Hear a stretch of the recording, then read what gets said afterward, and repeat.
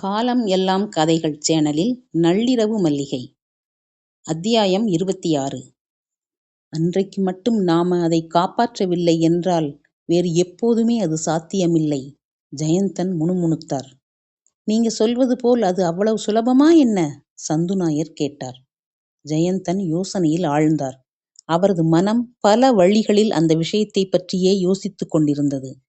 இன்று வரையிலான வாழ்க்கையில் இப்படிப்பட்ட சோதனை முயற்சியில் ஜெயந்தன் ஈடுபட்டதில்லை. இதுவரை செய்திருக்கிற மந்திரங்களில் அதற்கான வாய்ப்பும் இருந்ததில்லை. எனவே அதற்காக பல ஓலைச்சுவடிகளை புரட்டி பார்க்க நேர்ந்தது. இதை பற்றி சரியாக தெரிந்து கொள்ளாவிட்டால் ஒருவேளை ஆபத்தில் சிக்கிக் கொள்ளலாம். அதற்கான முயற்சிகளை செய்தாலும் இறுதியாக நாகத்தின் வாயிலிருந்து மாணிக்கத்தை யார் எடுப்பது? எப்படிப்பட்டவர்கள் அதை எடுத்தால் நாகம் தொல்லைப்படுத்தாமல் இருக்கும்? ஜெயந்தன் அலுப்பு சலிப்பு இல்லாமல் சுவடிகளை ஆராய்ந்தார். கடைசியாக ஒரு சுவடியில் நாகமாணிக்கம் என்கிற தலைப்பு தட்டுப்பட்டது. அதில் குறிப்பிட்டிருந்த விஷயம் சற்று கடினமானதுதான். பகவதி நீராடப் போவது இரவின் 3வது ஜாமத்தில்தான். எனவே மிக குறுகிய கால இடைவெளிக்குள் மாணிக்கத்தை கைப்பற்ற வேண்டும். நாகம் தொல்லை தராமல் இருக்க கருடனை துணைக்கு அழைத்துக் கொள்ள வேண்டியதுதான். குறிப்பிட்ட ஒரு சந்தர்ப்பத்தில்தான் நாகமாணிக்கத்தை வாயிலிருந்து வெளியே கக்கும். அது மிகவும் அபூர்வமான ஒரு சந்தர்ப்பத்தில், அதுவும் கருடனுடன் போராடும் நேரத்தில். தன்னை தாக்க வரும் கருடனை கொத்துவதற்காக நாகம் வாயை திறக்கும் போதுதான் அது விழும். அப்படி விழுவது நேரடியாக தரையிலும் விழுந்துவிடக்கூடாது. கல் போன்ற பரப்பில் விழும் மாணிக்கத்தை கையில் தடுப்பது மிகவும் கடினமான காரியம். அதே சுவடியில் மற்றொரு முறையும் குறிப்பிடப்பட்டிருந்தது.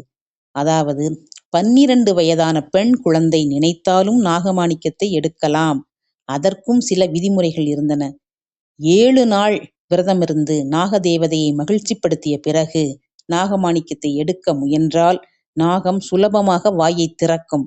அப்போது நாகமாணிக்கம் கீழே விழாமல் நேரடியாக கையிலேயே வாங்கிக் கொள்ளலாம்.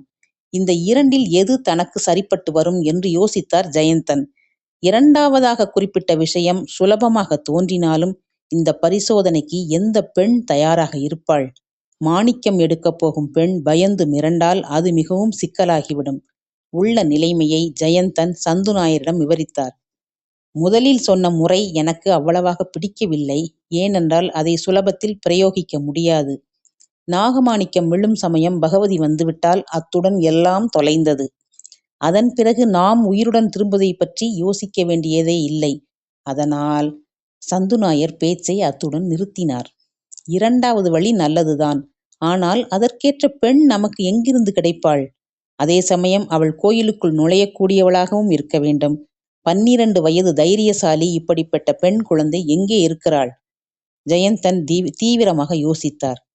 அதற்கு வேண்டுமானால் முயற்சி செய்யலாம். நம் காரியஸ்தர் கிருஷ்ணன் நாயருக்கு ஒரு மருமகள் இருக்கிறாள், கெட்டிக்காரியும் கூட. ஆனால் அதிலும் ஒரு சிக்கல். ஜெயந்தன் நெற்றி சுளித்தபடி சொன்னார். என்ன சிக்கல்? நாகமாணிக்கம் நமது கையில் விழுந்த பிறகு அந்த பெண் உயிரோடு இருக்கக்கூடாது. அது நமக்கு ஆபத்து. ஏன்? நாகமாணிக்கம் நம்மிடம் இருப்பதை மற்றவர்கள் தெரிந்து கொள்வார்கள். இப்போதைய சூழ்நிலையில் கோயில் மீது கண்மூடித்தனமான பக்தி வைத்திருப்பவர்கள் அதன் பேரில் ஏதாவது பிரச்சனையை கிளப்பலாம். இன்னொரு முக்கியமான விஷயம், கோயில் நம்முடையது அல்ல, குமாருக்குச் சொந்தமானது.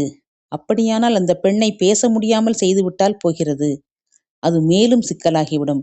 அதனால் நாம் முதல் வழியையே பயன்படுத்தி பார்ப்போம். முடியாவிட்டால் பிறகு 2வது வழியை பின்பற்றலாம். அந்த அளவுக்கு நேரம் இருக்குமா? ஜெயந்தன் மீண்டும் சிந்தனையில் ஆழ்ந்தார். கடைசியில் 2வது வழியையே தேர்ந்தெடுப்பது என்பது முடிவானது. அதில் ஒரே ஒரு மாற்றம்.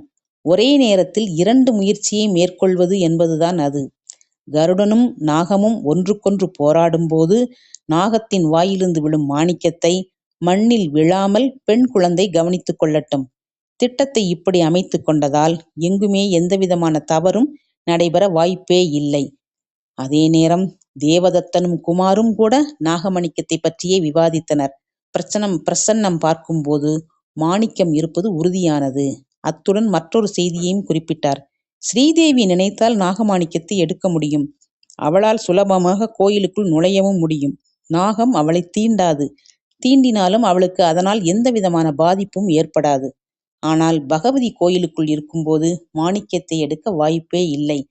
தனது கழுத்தில் கிடக்கும் நாகத்தின் வாயிலிருந்து மாணிக்கம் பறிபோவதை பகவதி விரும்ப மாட்டார், ஒப்புக்கொள்ளவும் மாட்டார். நம்மளோட நோக்கம் மாணிக்கம் எதிராளிங்க கைக்கு போய்விடக் கூடாதுங்கிறது மட்டும்தான், குமார் நினைவூட்டினார். அப்போது நேரம் நள்ளிரவு 12 மணிக்கு மேல் ஆகிவிட்டிருந்தது. குமாரின் மனையின் வராந்தாவில் அமர்ந்துதான் இருவரும் பேசிக் கொண்டிருந்தனர். பூஜையறை வாசலில் நிலவிளக்கு எரிந்து கொண்டிருந்தது. வராந்தாவை ஒட்டியிருந்த உள்ளறையில் அமர்ந்தபடியே ஸ்ரீதேவி அவர்கள் பேசுவதை கவனித்துக் கொண்டிருந்தாள். சட்டென்று முகத்தை நிமிர்த்திய தேவதத்தனுக்கு தெரு வாசற்படியில் யாரோ நிற்பது போல தெரிந்தது. அதை மிகவும் ரகசியமான குரலில் குமாரிடம் கூறினார். உட்கார்ந்த இடத்திலிருந்து எழுந்த குமார் உடனே தெரு வாசற்படியை நோக்கி ஓடினார். அவர் வாசற்படியை நெருங்குவதற்குள் பந்தயத்தில் ஓடுவது போல் யாரோ அவருக்கு முன்னால் ஓடுவது தெரிந்தது. சட்டென்று மறையவும் செய்தது. நீங்கள் சொன்னது உண்மைதான். நான் போய் சேருவதற்குள் அங்கிருந்து ஓடிவிட்டதால் ஆளை அடையாளம் தெரிந்து கொள்ளக்கூட முடியவில்லை, திரும்பி வந்த குமார் தெரிவித்தார். ஒருவேளை வந்திருந்தது கோவிந்தனாகத்தான் இருக்க வேண்டும், வேறு யாராக இருக்க முடியும்? நம்முடைய ஒவ்வொரு நடவடிக்கையையும் கண்காணிக்கும் பொறுப்பை அவனிடம் ஒப்படைத்திருக்கிறார்கள் எதிராளிகள், திருமேனி கூறினார். வந்தவன் கோவிந்தனாக இருந்தால் அவர்கள் ஒரு முடிவுக்கு வந்துவிட்டதாகத்தான் அர்த்தம், குமார் கூறினார். இதே மாதிரி நமது எதிராளியின் நடவடிக்கையை தெரிந்து கொண்டு நம்மிடம் சொல்ல யார் இருக்கிறார்கள்? நான் போகட்டுமா? ஸ்ரீதேவி கேட்டாள். ரொம்பவும் நல்ல விஷயம், திருமேனி மகிழ்ச்சியுடன் கூறினார். ஸ்ரீதேவி உடனே அங்கிருந்து மறைந்தாள். அவள் சந்துநாயரின் தேங்காய் கோடவுனை அடைந்தபோது ஜெயந்தனும் அவரும் தங்களது பேச்சின் இறுதி கட்டத்துக்கு வந்திருந்தனர். அதனால் அவளால் எதையும் தெளிவாக புரிந்து கொள்ள முடியவில்லை. இருப்பினும் ஒரு பெண் குழந்தையை பற்றி அவர்கள் பேசிக் கொண்டது கேட்டது. ஜெயந்தன் சட்டென்று பேச்சை நிறுத்தினார். என்ன, சட்டென்று பேச்சை நிறுத்திவிட்டீர்கள்? சந்துநாயர் கேட்டார். ஒண்ணுமில்லை, சின்ன சங்கதிதான். பாலை பூவின் வாசனை வருகிறது. யாரோ இங்கு வந்திருப்பதாக தெரிகிறது. வந்திருந்தாலும் நாம் பயப்பட ஏதுமில்லை என்று கூறிய ஜெயந்தன் நில விளக்கிலிருந்து எரியும் திரி ஒன்றை எடுத்து உதட்டருகில் வைத்து ஆக்னேய மந்திரத்தை உருவிட்டு முன்புறமாக வீசி எறிந்தார். அந்த திரி பாம்பு வடிவத்துடன் எரிந்தவாறே பறந்து போனது. தன்னை நோக்கி பாய்ந்து வரும் ஆக்னேயாஸ்திரம் போன்ற வெளிச்சத்தை ஸ்ரீதேவி கவனித்தாள். அவள் தனது வலது கையை நீட்டி முழுவதுமாக எரிந்து ஒரு நெருப்பு கோலம் போல் ஆகியிருந்த அந்த திரியை பிடித்தாள். பிடித்த சுருக்கிலேயே அதை திருப்பி எறிந்தாள். சற்று தொலைவில் இருந்து பாய்ந்து வரும் நெருப்பை ஜெயந்தனும் கவனித்தார்.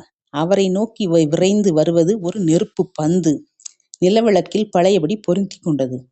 ஜெயந்தன் அசந்தே போனார் ஒரு கணம். தான் ஏவி விட்டது மிகவும் சாதாரணமாக திரும்பி வந்திருக்கிறது. அப்படியானால் எதிராளியும் சரியான நபர்தான். தன்னை விட எந்த விதத்திலும் குறைந்த ஒருவர் அல்ல. ஒருவேளை இப்படி செய்தது அவளாகத்தான் இருக்க வேண்டும் என்ற முடிவுக்கு வந்தார்.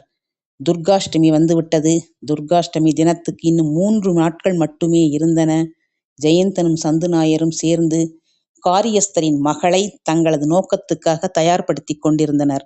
1 ஏக்கர் தென்னந்தோப்பு தருவதாக சொல்லித்தான் அவளது குடும்பத்தாரை சம்மதிக்க வைத்திருந்தார்கள். அந்த நாளும் வந்தது. இரவு 11 மணி வரை அவளை படுத்து உறங்கும்படி கூறியிருந்தனர். 11:30 மணி ஆனதும் அவளை எழுப்பி கோயில் குளத்தில் குளித்து வருமாறு கூறினர். பிறகு அவளது உடம்பில் விபூதி சந்தனம் பூசி அவளை கோயிலுக்கு கொண்டு போனார்கள். எங்கும் காரிருள் நிறைந்திருந்தது. கோயில் சுற்றுப்புறம் அமைதியாக இருந்தது.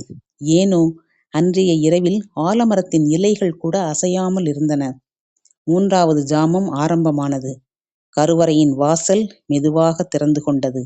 கோயில் பகுதியில் மிகவும் மென்மையான காலடி யோசைகள் கேட்டன.